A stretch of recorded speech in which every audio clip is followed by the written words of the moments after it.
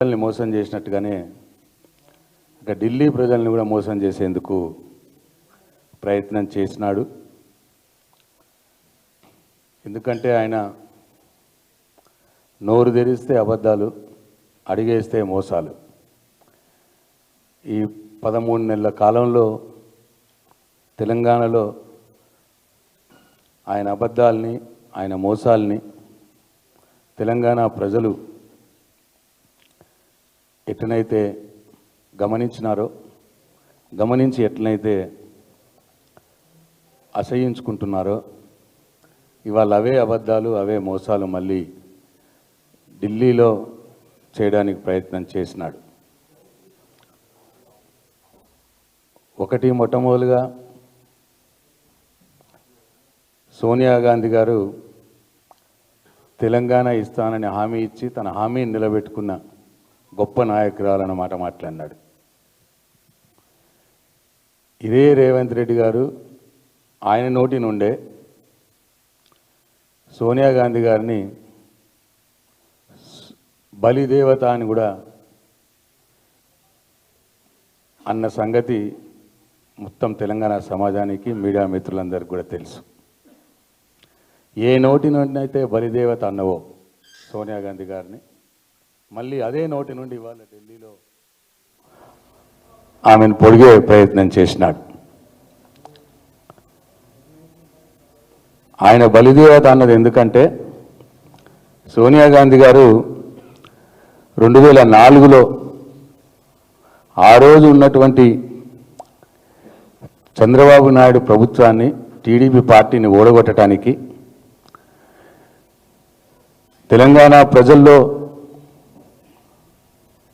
అల్లుకుపోయినటువంటి TRS పార్టీతో, కేసీఆర్తో పొత్తు పెట్టుకుంటేనే చంద్రబాబు నాయుడు ఓడగొడతాం, లేకపోతే కాంగ్రెస్ పార్టీ గెలవదు అన్న వాళ్ళ స్వార్థం కోసం ఆ రోజు టీఆర్ఎస్తో పొత్తు పెట్టుకొని తెలంగాణ ఇస్తానని హామీ ఇచ్చినాం. నీ హామీని నమ్మి తెలంగాణ ప్రజలు కాంగ్రెస్ పార్టీకి విజయం చేకూర్చినారు. 2004లో హామీ ఇచ్చి 2013లో తెలంగాణ ఇచ్చినావు. ఆ 10 సంవత్సరాలు నువ్వు సోనియా గాంధీ గారు లేట్ చేయడం మూలంగా ఎందరో వందల మంది తెలంగాణ బిడ్డల యొక్క చావుకు కారణమైనటువంటి వ్యక్తి సోనియా గాంధీ అని ఇదే రేవంత్ రెడ్డి ఆయన నోటితోటే ఆమెను బలిదేవత అని అన్నాడు. అది వాస్తవం. మళ్ళీ ఇదే నోరుతో ఇప్పుడు ఢిల్లీలో సోనియా గాంధీ హామీ నెరవేర్చుకున్నదని ఆమెని పొగిడి, పాపమైన రాహుల్ గాంధీ గత 4 నెలల నుంచి ఇంటర్వ్యూలు ఇస్తలేడని సోనియా గాంధీ గారిని పొగిడి రాహుల్ గాంధీ గారి దృష్టిలో పడటానికి వాళ్ళ తెలంగాణలో ఆయన ఒక డ్రామా లేపినాడు. తరువాత ఇక్కడ తెలంగాణ ప్రజల్ని మోసం చేసినట్టుగానే 6 గ్యారెంటీలు, 420 హామీలు మేము రాగానే 100 రోజుల్లో మొత్తం అమలు చేస్తామని చెప్పినాడు. 100 రోజులు పోయింది, 300 రోజులు అయిపోయినాయి, ఇవాళ 400 రోజుల దగ్గరకు వస్తూ ఉన్నది. ఒక్క హామీ కూడా సంపూర్ణంగా అమలు చేయలేదు తెలంగాణలో. కానీ ఢిల్లీలో కాంగ్రెస్ పార్టీ అధికారంలోకి వస్తే తెలంగాణలో మేము ఇచ్చిన హామీలు ఎట్లనైతే అమలు చేస్తున్నామో అట్లా ఢిల్లీలో కూడా అమలు చేస్తాం, కాంగ్రెస్ పార్టీకి ఓటేయండి అని చెప్పి ఇవాళ ఢిల్లీలో చెప్తా ఉన్నాడు. ఇదే మాట పాపం మహారాష్ట్రలో చెప్పిండు. అక్కడ బోర్ల ఒక్కల పడిపోయి ఈయన ఎక్కడెక్కడైతే చెప్పిండో అన్ని స్థానాలు కాంగ్రెస్ పార్టీ ఓడిపోయింది, మట్టి కొట్టుకపోయింది. ఎందుకంటే ప్రజలకు తెలిసి వచ్చింది ఈయన తెలంగాణలో చెప్పిండు, ఏమీ చేయలేదు. మళ్ళీ వాళ్ళ మహారాష్ట్రలో చెప్తున్నారు ఈ కాంగ్రెస్ పార్టీలు వీళ్ళు ఏమీ చేయరని. ఏమీ ఎగ్గొట్టినోడు అంటే అన్ని ఎగ్గొట్టినోడు ఈ మాట చెప్తే అక్కడ మహారాష్ట్ర ప్రజలకు కోపం వచ్చి కాంగ్రెస్ పార్టీని మొత్తం ఓడగొట్టారు.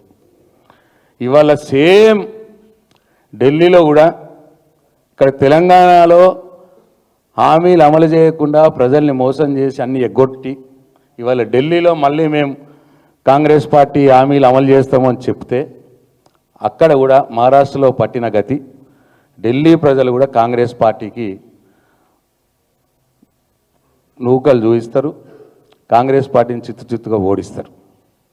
ఎందుకు చెప్తున్నా అంటే ఇక్కడ చెప్పినావు కోడలికి 2500, అత్తకు 4000 పెన్షన్ ఇస్తా అన్నావు. ఇక 13 నెలలు అయిపోయింది, అంటే 400 రోజులు అయిపోయింది. ఏవి సున్నా, గుండు సున్నా, ఇప్పటికీ మొదలు కాలే. అట్లనే తులం బంగారం ఇస్తా అన్నావు కళ్యాణ లక్ష్మిలో, మొదలు కాలే. అట్లనే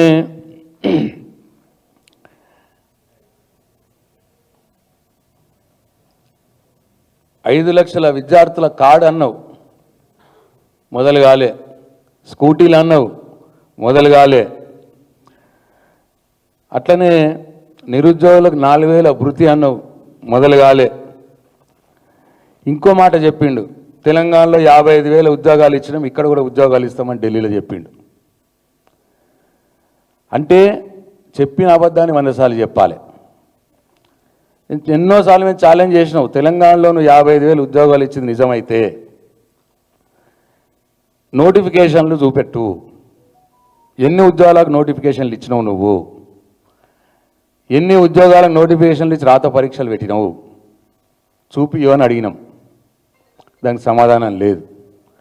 కేసీఆర్ గారు ఉన్నప్పుడు ఇచ్చినటువంటి నోటిఫికేషన్లు, కేసీఆర్ గారు ఉన్నప్పుడు చేసినటువంటి రాత పరీక్షలు, కేసీఆర్ గారు చేసినవన్నీ నేను చేసిన అని చెప్పుకొని, మంది కొట్టిన బిడ్డ నా బిడ్డ అని చెప్పి సిగ్గు లేకుండా చెప్పుకొని బతికి ఇక్కడ అబద్ధం ఆడి ఇవాళ మళ్ళీ ఢిల్లీలో అబద్ధం ఆడుతున్నావు. మొదటి సంవత్సరంలోనే 2 లక్షల ఉద్యోగాలకు నోటిఫికేషన్ ఇస్తా అని చెప్పినావు, ఇచ్చినవా? ఒక్కసారి తెలంగాణ ప్రజలు ఆలోచించాలి. అట్లనే ఇవన్నీ కూడా నువ్వు చేయలేదు, అక్కడ చేస్తా అన్నావు. పోనీ ఏవో చేసినా అని చెప్పుకుంటున్నావు. కొన్ని రుణమాఫీ అన్నావు, రాష్ట్రంలో ఉన్నటువంటి దేవులందరి మీద ఒట్టు పెట్టి చెప్పినావు. తీరా చూస్తే 30% మందికి అయింది, 70% మందికి గాలే. బోనస్ అన్నావు, 30% మందికి ఇచ్చినావు, అది కూడా సన్నవడ్లకే, 70% మందికి గాలే. రైతు భరోసా వానాకాలం ఎగ్గొట్టినావు, ఇప్పుడు ఈ కాలం ఏందో కథ. రైతులను మోసం చేసినావు, మహిళలను మోసం చేసినావు, విద్యార్థులను మోసం చేసినావు, నిరుద్యోగులను మోసం చేసినావు. ఇట్లా అందరినీ మోసం చేసి వాళ్ళ ఢిల్లీలో మళ్ళీ అబద్ధాలు ఆడే ప్రయత్నం చేస్తున్నావు. కాబట్టి ఇవాళ రేవంత్ రెడ్డి నమ్మటోడు ఎవరు లేడు. తెలంగాణలో రేవంత్ రెడ్డి టీవీలో కనిపిస్తే టీవీలు బంద్ చేసుకుంటున్నారు ప్రజలు అసహ్యంతో. ఢిల్లీ ప్రజలకు కూడా నేను విజ్ఞప్తి చేస్తూ ఉన్నా, ఈ రేవంత్ రెడ్డి మాటలు నమ్మద్దు. ఈయన అన్ని దొంగ హామీలు ఇచ్చిండు, ఏ ఒక్క హామీ సరిగా నెరవేర్చలేడు, మోసం చేస్తున్నాడు తెలంగాణ ప్రజల సంగతి గుర్తించాలని చెప్పి నేను కోరుతా ఉన్నా. ఇక అట్లనే ఇవాళ కేటీఆర్ గారి వాళ్ళ ఈడీ విచారణ మీద డెఫినెట్గా కేటీఆర్ గారు ఒక లా ఒబైడింగ్ సిటిజన్గా, చట్టాన్ని గౌరవించే వ్యక్తిగా, ఒక బాధ్యత గల తెలంగాణలో అత్యంత ప్రజాదరణ ఉన్నటువంటి ఒక బాధ్యత గల పార్టీకి వర్కింగ్ ప్రెసిడెంట్గా ఆయన ఇవాళ ఈడీ విచారణకు వెళ్ళినారు. మొన్న ఏసీబీ వాళ్ళు పిలిస్తే ఏసీబీ విచారణకు వెళ్ళినాడు. ఆయన మొదలు నుంచి చెప్తూనే ఉన్నాడు, ఇది ఒక అక్రమ కేసు, దీంట్లో నయా పైసా అవినీతి జరగలేదు. అయినా సరే ఈ రాష్ట్ర ప్రభుత్వం రేవంత్ రెడ్డి నన్ను ఇబ్బంది పెట్టాలని అక్రమ కేసు బనాయించి విచారణల పేరు మీద నన్ను తిప్పినా సరే నేను భయపడేది లేదు. విచారణ సంస్థలకు నా సంపూర్ణ సహకారం అందిస్తా అని చెప్పి మొన్న ఏసీబీ కేసు విచారణకు పోయినాడు, ఇవాళ ఈడీ వాళ్ళు పిలిస్తే పోయినారు. కానీ ఆ సందర్భంలో ఈడీ ఆఫీస్ దగ్గర పోలీసు వాళ్ళు కొద్దిగా అత్యుత్సాహం ప్రదర్శించి మేము ఊరికే మా వర్కింగ్ ప్రెసిడెంట్ వెళ్తున్నాడు కదా ఆఫీస్కి అని చెప్పి ఆయనతో పాటు కొంతమంది కార్యకర్తలు వెళ్తే పోలీసు వారు కొద్దిగా అత్యుత్సాహం ప్రదర్శించినారు, కొంతమందిని అరెస్ట్ చేసినారు. ఇది మంచి పద్ధతి కాదు. నేను పోలీసు వాళ్ళకి సూచిస్తూ ఉన్నా, ఎవ్రీడే ఈజ్ నాట్ సండే. మీరు ఇవాళ రేవంత్ రెడ్డి ఎట్లా చెప్తే ఎట్లా ఆడితే, రేవంత్ రెడ్డి ఎట్లా చెప్తే అట్లా చేస్తే రాబోయే రోజుల్లో తీవ్ర పరిణామాలు ఎదుర్కోవాల్సి వస్తుంది. చట్టానికి లోబడి పనిచేయండి, రేవంత్ రెడ్డికి లోబడి పనిచేయొద్దు అని చెప్పి నేను మరొకసారి పోలీసులకు సూచిస్తూ ఉన్నా. అయితే ఈ ఫార్ములా ఈవెన్ కేసు ఇది ఒక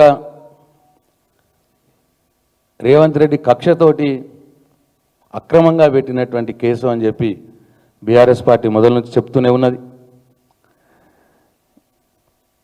ఇవాళ ఈ కేసు మీద కామెంట్ చేయాల్సి వస్తే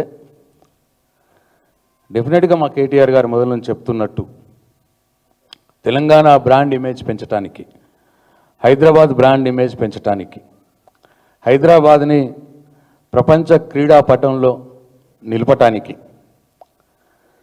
ఆయన పాలసీ డిసిషన్ తీసుకున్నారు. ఈ ఫార్ములా రేసులు, ఈ కార్ రేసులు రెండోసారి కూడా జరగాల అని చెప్పి పాలసీ డిసిషన్ తీసుకున్నారు. దాంట్లో ఏమాత్రం అనుమానం లేదు. కానీ దాని తర్వాత జరగవలసినటువంటి ఎగ్జిక్యూటివ్ పని ఏదైతే ఉంటుందో అదంతా కూడా చీఫ్ సెక్రటరీ గారు ఆఫీసర్లు చూసుకోవాల్సిన పని అని చెప్పి ఆయన మొదల నుంచి చెప్తూనే ఉన్నాడు. 46 కోట్లు ఈ కార్ రేస్ వారి ఖాతాలోకి పోయిన వాట వాస్తవం. దాంట్లో ప్రతి రూపాయికి ప్రతి పైసాకు లెక్క ఉన్నది. దాంట్లో ఒక్క రూపాయి కూడా ఎక్కడ అవినీతి జరగలేదు. ఇవన్నీ కూడా కేటీఆర్ గారు చెప్తూనే ఉన్నారు. అయితే దీనివల్ల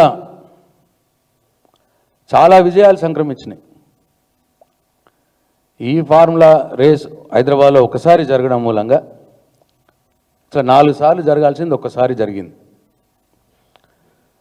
ఒక్కసారి జరిగిన దానికే హైదరాబాద్ పేరు ప్రపంచ పటంలో ఇవాళ నిలిచిపోయింది.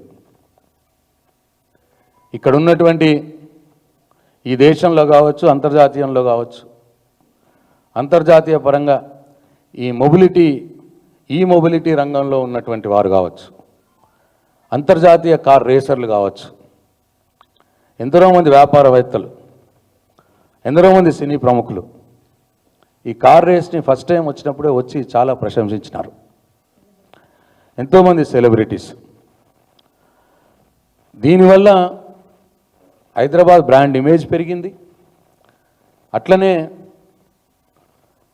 ఇవాళ ఈ ఎలక్ట్రిక్ వాహనాల తయారీ రంగంలో ఆ తయారీ ఆ యొక్క ఇండస్ట్రీస్ యొక్క దృష్టిని ఇవాళ హైదరాబాద్ నగరం ఆకర్షించింది. దానివల్లే ఇవాళ ఎలన్ మస్క్ లాంటి వారు కూడా ఇవాళ ఇక్కడ వాళ్ళ కాలాన్ని ఉత్పత్తి చేసుకోవడానికి కూడా సిద్ధమవుతూ ఉన్నారు. ఇట్లా ఎలక్ట్రిక్ వాహన రంగం ఇక్కడ స్థిరపడి, హైదరాబాద్లో స్థిరపడి తెలంగాణలోని నిరుద్యోగ యువతకు ఉపాధి కలిగే విధంగా బ్రహ్మాండమైన ఫారిన్ ఎక్స్చేంజ్ రెవెన్యూ తీసుకువచ్చి తెలంగాణ రాష్ట్రాన్ని, తద్వారా భారతదేశ ఆర్థిక రంగానికి కూడా ఊతమిచ్చే విధంగా ఈ కార్ రేస్ ఉపయోగపడుతుందని ప్రబలంగా భావించి కేటీఆర్ గారు పాలసీ డిసిషన్ తీసుకున్నారు, రెండోసారి కూడా జరగాల అని చెప్పి. దీంట్లో ఒక్క రూపాయి కూడా వృధా కాలేదు, ఒక్క రూపాయి కూడా అవినీతి జరగలేదు. వృధా అయింది ఎందుకంటే రెండవసారి జరగవలసిన ఈ కార్ రేసింగ్ని ఈ రేవంత్ రెడ్డి రద్దు చేసినాడు. రద్దు చేయడం వల్ల ఇవాళ ప్రభుత్వం ఆ 46 కోట్ల రూపాయలు ఇవాళ నష్టపోవాల్సి వచ్చింది తెలంగాణ. కాబట్టి కేటీఆర్ గారు తీసుకున్నటువంటి నిర్ణయం వల్ల తెలంగాణ రాష్ట్ర బ్రాండ్ ఇమేజ్ పెరిగింది. ఈ ఎలక్ట్రిక్ కార్ల తయారీ రంగం వారు దృష్టిని ఆకర్షించింది, లాభాలే జరిగినాయి. రేవంత్ రెడ్డి నిర్ణయం ఈ కార్ రేసింగ్ రద్దు చేయడం వల్ల తెలంగాణ రాష్ట్రానికి నష్టం జరిగింది తప్పిస్తే కేటీఆర్ గారు తీసుకున్న నిర్ణయం వల్ల కాదు అని చెప్పి నేను తెలంగాణ ప్రజలకు మనం చేస్తూ ఉన్నా. కేసు పెట్టాల్సి వస్తే ఈ కార్ రేసింగ్ రద్దు చేసి 46 కోట్ల రూపాయలు వృధా చేసినటువంటి ముఖ్యమంత్రి రేవంత్ రెడ్డి గారి మీద కేసు పెట్టాలి.